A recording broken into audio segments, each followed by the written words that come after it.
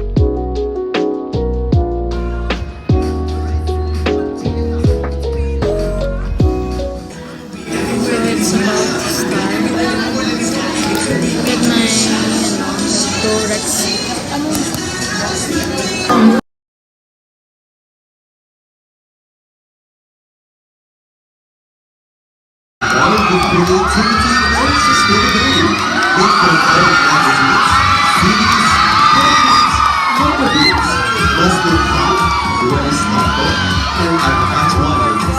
Each fold and weave tells a story of innovation and care for the environment. But beyond its striving for lies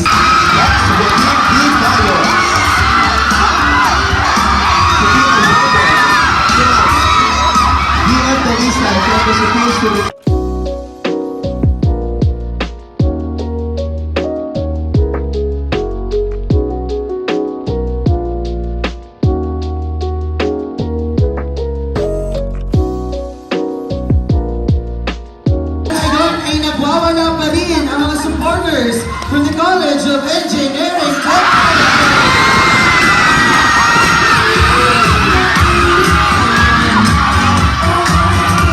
Thank you so much at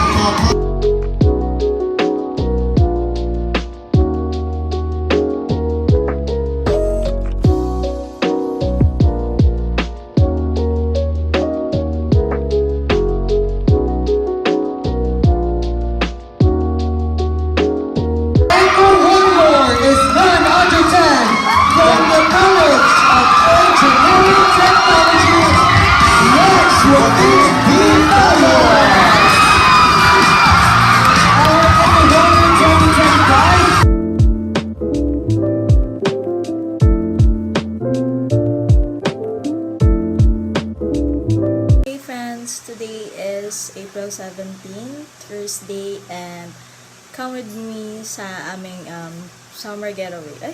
Summer getaway.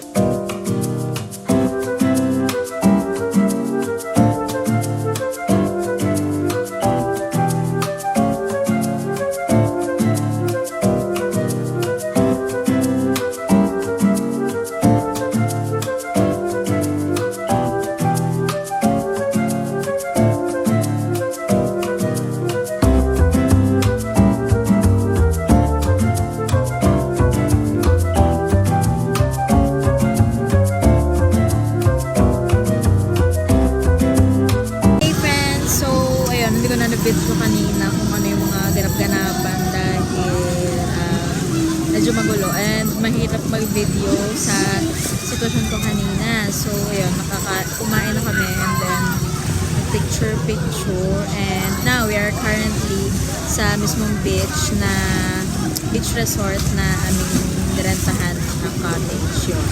So, for Ape, syempre, madami din ng tao dahil init, yan, gusto magpa-chill. So, this is my current view here at Pagkilata.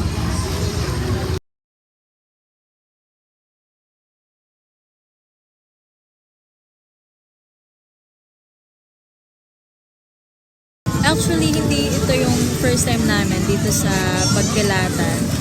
Dahil nag-swimming na din kami dito last year. Kasama yung sa dati kong mga co-workers. And right now, sila pa rin yung kasama ko kahit na ako ay nag-aaral na. So, yung beach resort na namin ngayon is yung katabi lang nung pinag-swimmingan namin dati.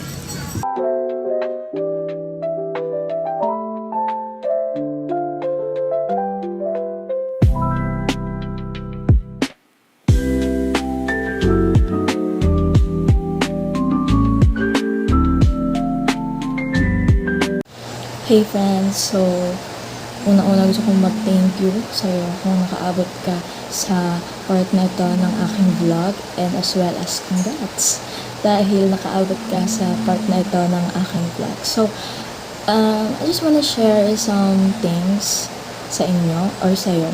Right now, ikaw ay other side ng screen, ikaw ay mag-isa lamang na nanonood. So, ang gusto kong sabihin ay, alam mo ba na tomorrow is not promised? Ngayon, kung alam mo yon, alam mo ba na kung wala tayo dito sa mundo, naisip mo ba kung saan tayo pwedeng naroroon? Meron lang tayong dalawang pwedeng puntahan kung wala tayo dito sa mundo, which is yung impyerno at langit. So, syempre, ang impyerno, nandun ang walang kamatayang apoy at paghihirap, samantalang sa langit naman, nandun ay wala nang sakit, kundi puro saya na lang. Hindi mo wala kang mararamdaman na kahit gutom, hindi mo doon mararamdaman dahil doon ay, kumbaga ay perfect na ang lahat.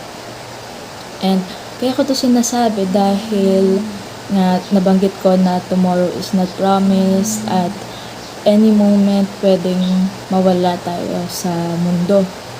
And ang katotohanan na yun ay brings me to this point na kung halimbawa mamaya sabihin sa'yo ni Lord na time's up na, alam mo ba kung saan ka pupunta? Alam mo ba kung sa ito ba sa impyerno or sa langit pa? Siyempre gusto natin sa langit, 'di ba? And of course, napakadali lang na tayo ay doon pumunta.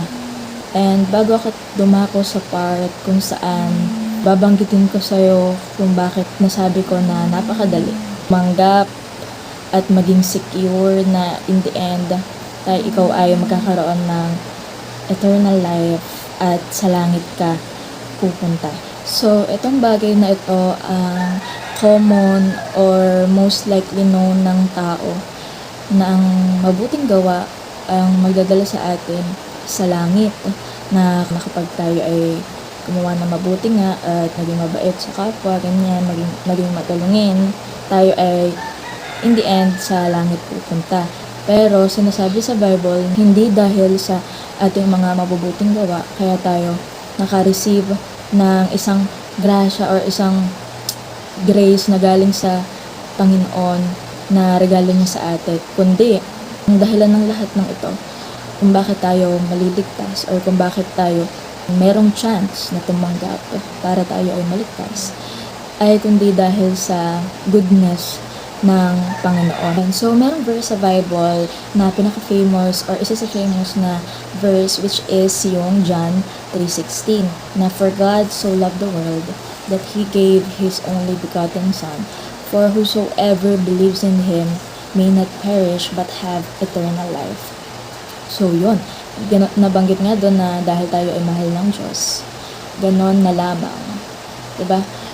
Alam mo, napakaganda or kumbaga para sa akin at super meaningful or napakaganda ng word na ganun na lamang dahil sa totoo lang tayo kung titingnan tayo ng Diyos, tayo ay talagang hindi karapat-dapat na tumanggap sa kung anumang biyaya ang meron siya. Pagbabasehan kung tayo ba ay perfect, natural, malamang sa malamang ay walang laman ang langit sa ngayon. Pero dahil mahal tayo ng Diyos, karoon ng salvation.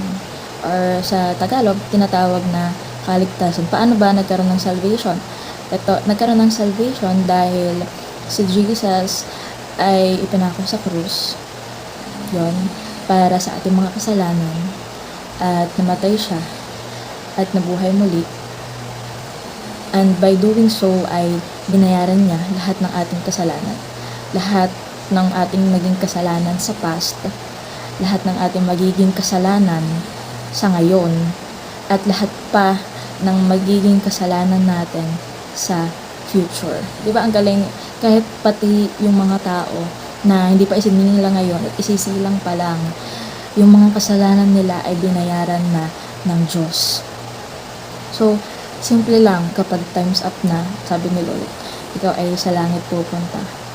Ay, you just have to accept God buong buo, mula sa puso at hindi sa nguso. Yan. Mula sa puso, sa isip mo, yung buong ikaw, mag-confess ka gamit ang iyong bibig. Pero ito ay mag-decision ka with your heart, with your soul, na si Jesus ang naging isang anak ng Diyos, ang iyong tagapagligtas at naging isang Diyos. Accept God right here, right now, as your personal Lord and Savior. Nasa Kanya ka na palagi tatawag, mahirap man o hindi ang sitwasyon. Nasa Kanya ka na patuloy na mananampalataya ano man ang kalalagayan ng iyong sitwasyon o kung ano man ang season na meron ka, na hindi yun ang makakapagpatigil sa'yo upang ang patuloy na sumunod at maglingkod at magmahal kay Jesus. Then let us pray. Heavenly Father, in the mighty name of Jesus, by the power of the Holy Spirit, Lord, thank you God dahil nalaman namin ang katotohanan, Panginoon, na ikaw ay Diyos, Panginoon. Ikaw ay Diyos at sa iyo lamang nanggaling ang kaligtasan or ang salvation, Panginoon. At hindi ito mababayaran or hindi ito nabibili at hindi ito makukuha sa anumang bagay or anumang or kung sino mang tao, kundi sa iyo lamang, O God.